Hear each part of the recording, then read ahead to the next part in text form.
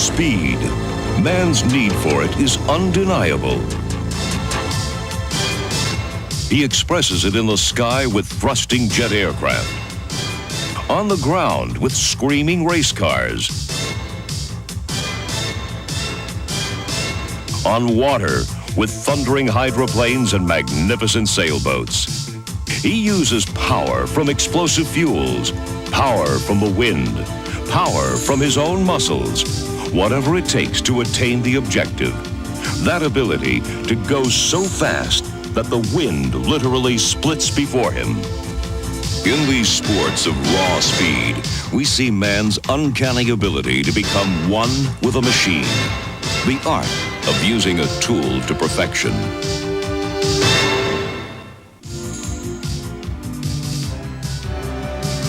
When it comes to tools of speed, the man-machine relationship doesn't get any more intimate than on a bicycle. For here, the rider not only has to provide control of the machine, he must also provide the power. Join us now as the United States cycling team reveals the secrets of speed on bicycles.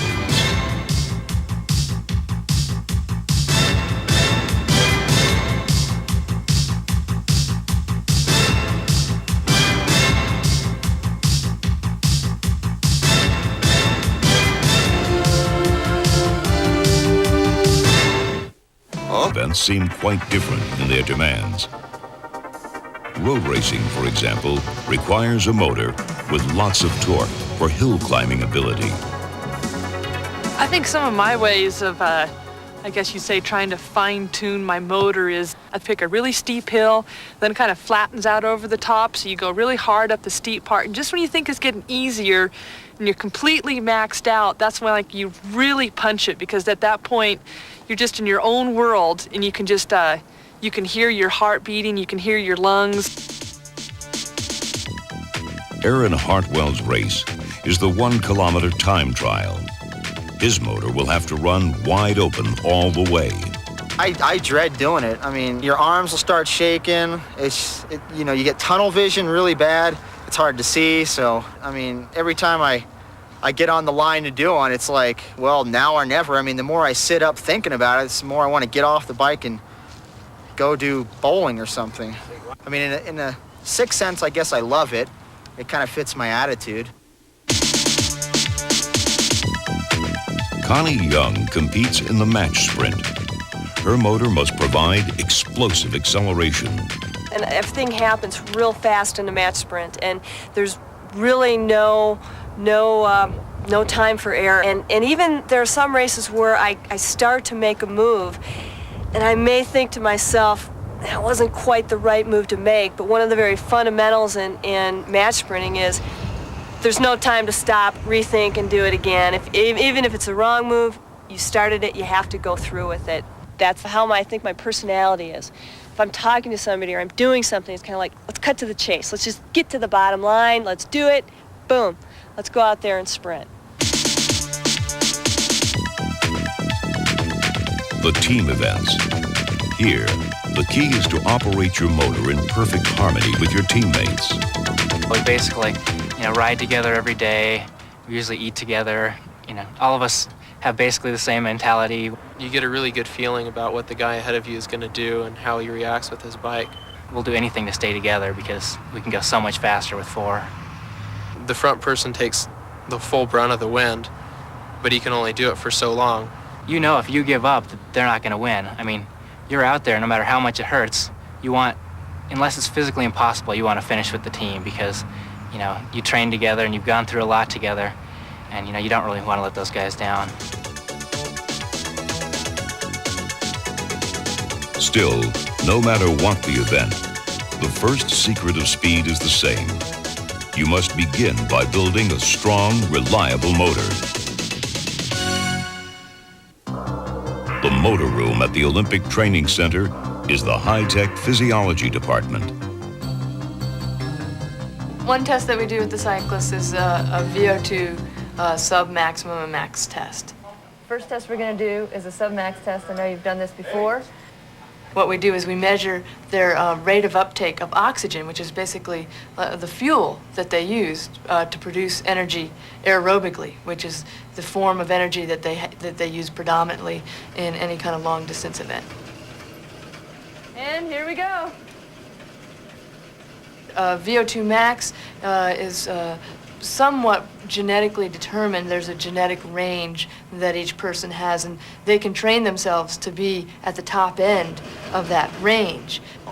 But once they're at this level on the national team, then VO2 max isn't a very good determinant of success. Other factors become more important then. 4 seconds to 500. You can do it, Paul.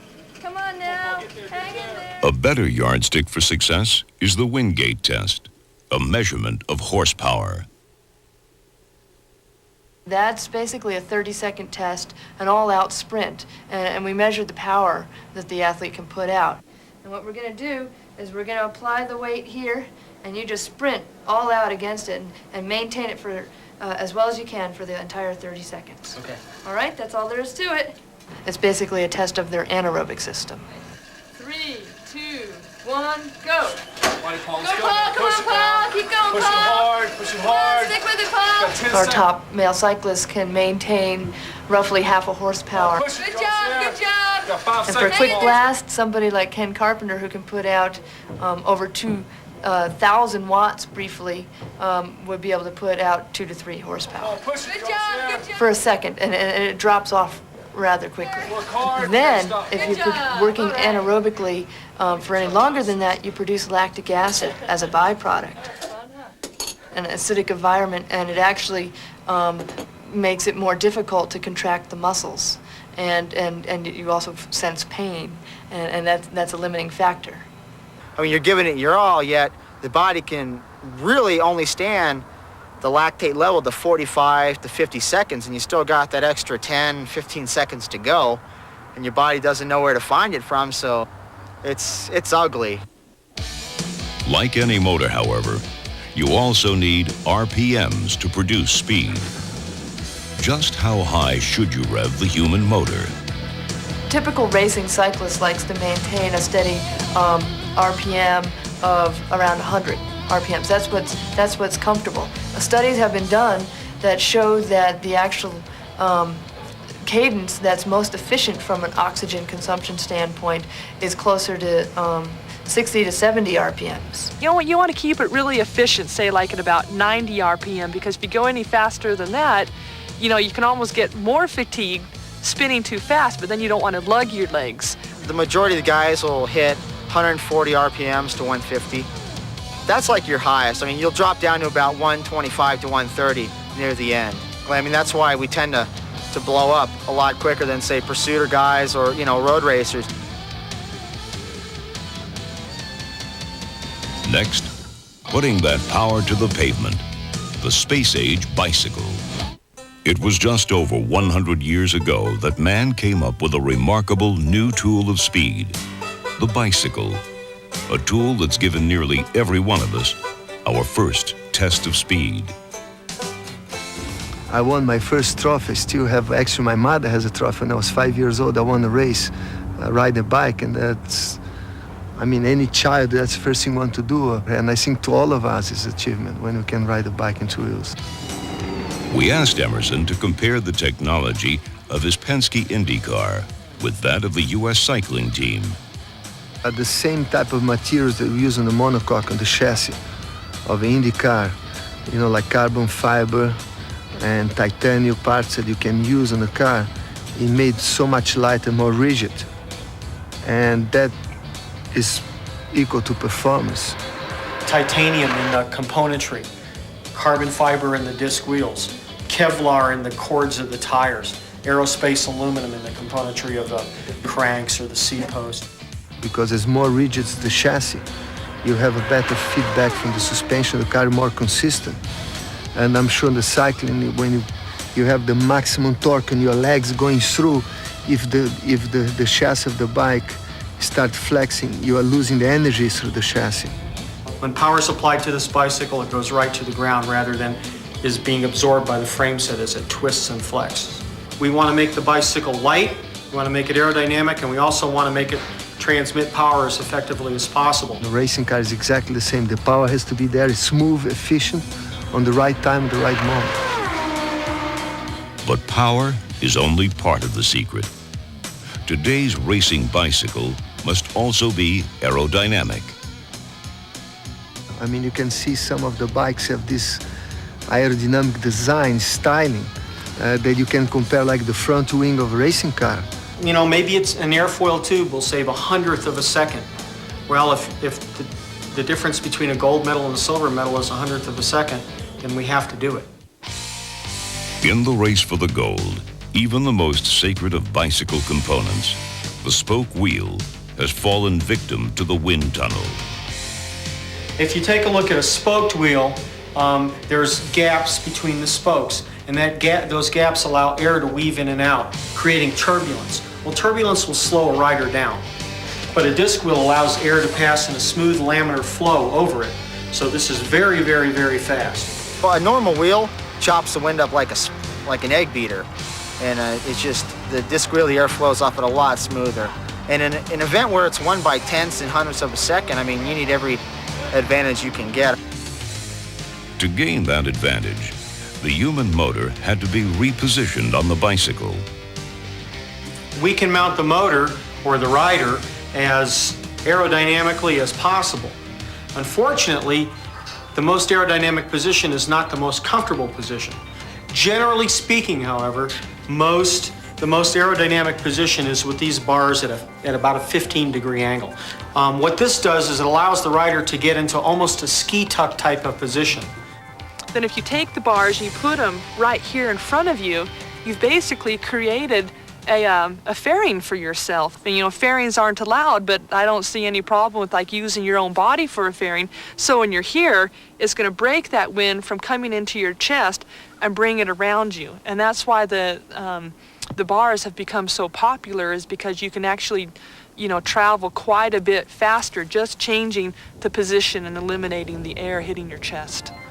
In our event, the aero bars, I think, are really important. I mean, this year at World Championships, the Italians rode bars that were sort of a modified aero bar, closer to a standard bar, actually. And they won by like 3 minutes, but you know, I think they could have went even faster with the bars. I think I can hit a higher speed with the cow horn handlebars, but with the aero bars, it seems like I fatigue less. Well, there have been studies that have looked at the effects of riding in an aero bar position on oxygen consumption. And they have shown that there really is no detrimental effect to riding in that position. So it's really completely to the rider's benefit to utilize aerodynamics and to ride in it as an aerodynamic position as they feel comfortable. A few little modifications also had to be made to streamline the human body itself, including a special aero helmet with a built-in pump mechanism to ensure perfect fit. What we talk about pumping up is the fit pad that goes around the helmet here. This has an air bladder in it, and you can make it hard so that it fits, you know, everybody has a different type of head. On top of that, an aero skin suit controls the airflow around the rider. But this is actually 3% faster than the rubber suits that we used to use. And the nice thing about it is we'll be the only country this year at the Olympic Games that'll have this advantage. Still, how much does all this technology produce in terms of real speed? Yeah, all the aerodynamic toys and stuff, they help, but basically you just have to go out there and ride your bike, you know, as fast as you can. It always does give you a mental edge when you have the coolest equipment out there, though. We've taken the bicycle as it is to its very limits at the moment, and now we're back to the athlete's condition, his physical ability, before we go into the next step. Next, the white zone. If each state-of-the-art human motor puts out the same power, and all modern racing bicycles employ the latest technology, what is it that enables one rider to go faster than the others? Well, consider, even the most highly tuned race car motor can only rev to the red line. Above that, it'll blow up. The human motor is different. It can go above the red line for brief periods and enter the white zone. The best riders learn to ride through a pain barrier. They'll tell you, if you ask them, how were you able to break away and leave your competitors behind? Wasn't that painful? And they'll tell you almost 90% of the time that they didn't feel any pain at all when they were doing that kind of effort. They were in what we call the white zone. That's beyond pain. I think some people are scared of pain. You know, they get their pain threshold is maybe not quite as high as other people. I mean, I don't like pain, but I'll deal with it, pretty much. It's almost like a game against yourself of how badly you can hurt. And I think one of the ways that I get around it is enjoying listening to my heart pounding and enjoying, you know, hearing your lungs. And You've got to push yourself to the edge, even in training and racing. You've got to push yourself to the very limits that your body can handle, because that's where everyone else is pushing themselves as well. And you can't be scared to do that. You're getting up there, you're going as hard as you can, and the RPMs are kind of taking over, and you're starting to breathe hard, and I mean, you're giving it your all, yet the body can really only stand the lactate level to 45 to 50 seconds, and you still got that extra 10, 15 seconds to go. And if you're just really, really suffering, the ability to keep a straight face, and maybe look at your opponent and try to figure out if they're suffering. If they are, start talking to them. That's one of my tricks, is like when I'm hurting the worst, start talking to them, start talking about attacking or things like that. All of a sudden what starts crossing their mind is the fact that, my God, how can she sit here and hold on a conversation with me when I know how badly I'm hurting? At that point, I think a lot of people mentally give up because, you know, they think that if I can sit there and carry on a conversation with them, I'm saving my best. Any athlete with the determination, with the drive, with the correct training can be an Olympic champion, a world champion. But some athletes have this ability to dig deep down inside themselves. It's his ability to focus on the event, to bring all that talent, that energy that he has, and focus it into those muscles that he wants or she wants to use. And that's the difference. It's mentally preparing yourself, focusing, and just the will to win, being hungry. You know, some people can take it and some can't. You know, some want to win and some don't. And many people really don't know how to push themselves to the edge, and that's the difference again between the elite and maybe the not so elite athletes. But even the elite can only run in the white zone for so long, which is why cycling is also a mental game, a game of strategy. And the key tactic is drafting. There's no such thing as just running away from the pack because there's so much drafting involved. The person at the front probably does 30% more work, whereas the people sitting in, you know, you could either, they're sitting in the pack working with that draft, and so it becomes very strategic because you want to stay in that pack as much as possible and save yourself for the very crucial times. When I'm going to pass someone, I've got to use the slingshot and the drafting effect where I leave some space there. I try and time it correctly to where I take that run at them and I dive straight at their back wheel and just kind of use that wind and that slingshot to just help me fly right by them. When you get a pack into a downhill, like a long downhill, the speeds are upwards of 60 miles an hour, because what ends up happening is the person at the front hits that wall of air and they slow down. With the person back here, if they're hitting a wall of air and then they come into that air pocket, it literally slingshots them around, and the speeds just start getting faster and faster and faster because everyone's got all this momentum. The draft is really important in our sport. It's probably like 30 to 40% easier in our event.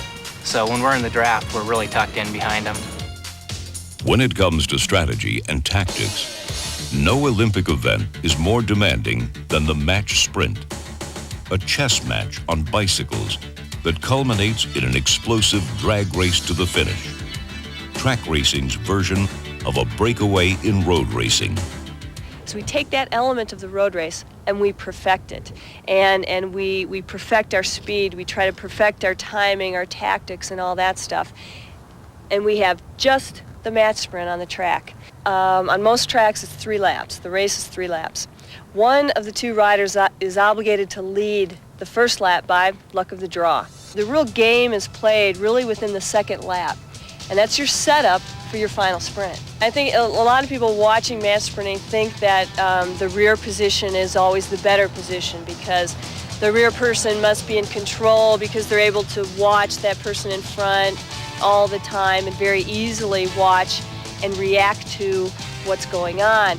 If I'm in the lead, as long as I'm able to continually keep my eye on that rider behind me, I can see if he's going to pull a flyer on me. I can see if she's going to take off. And so I am in control of the race. I'm regulating how fast it's going, how slow it's going. I'm playing with him a little bit, and I'm in control. In the match sprint, the secret is to make the other rider play your game. And one trick designed to do just that is the balance. Well, there are certain times when two riders will both want the rear position. And so they'll go into what we call a balance, or just basically stand still at some point on the track. It takes a lot of effort and a lot of energy to put yourself into a balance. I'm actually, without going anywhere, I'm wearing out their legs. I mean, that's tough, because when you're at a complete standstill, if you can get that half a pedal stroke, that quarter of a pedal stroke jump on the other person, that's a big advantage. That could win the race for you. I've got to think fast and I've got to ride smart, or it doesn't matter how fast I am, somebody's going to beat me. Next, the fun part, mountain bikes. Speed may not come easy on a bicycle, but fun does on a mountain bike. In less than 10 years, these all-terrain two-wheelers have surpassed road bicycles in popularity. The secret? It's really a lot of fun. It's because you can go out there and play in the mud and get dirty and have fun and be a kid, and it's okay. When you first get on the mountain bike, you tend to be a little hesitant because coming from the road, you're suddenly on unstable ground, you tend to put your brakes on more. And once you get over that fear and learn how to handle the mountain bike, you find yourself going downhill much faster. And don't panic and don't hit the brakes too much. Definitely don't use your front brake. That's a no-no. You have to push back your panic envelope and you have to push your speed envelope so you can go faster. And that's why it's fun for me to do, because I can go out there and talk to a lot of other people who are into the same things I am, into going fast and having a good time doing it. So it's a great sport.